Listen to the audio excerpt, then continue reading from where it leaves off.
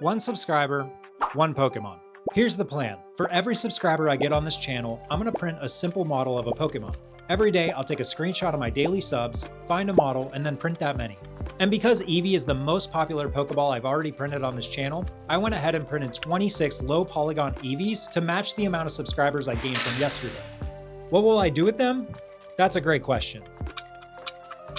No, I'm just kidding. There's a plan in place with the local Pokeshop to give them to every kid who comes through the door. I also have a few other ideas, but I'd love to hear what you think I should do with them. And don't worry, the daily Pokeball videos won't be going anywhere. I'll find ways to incorporate both on a daily basis. So let me know in the comments what Pokemon you want to see an army of, and follow for more 3D printed content every single day.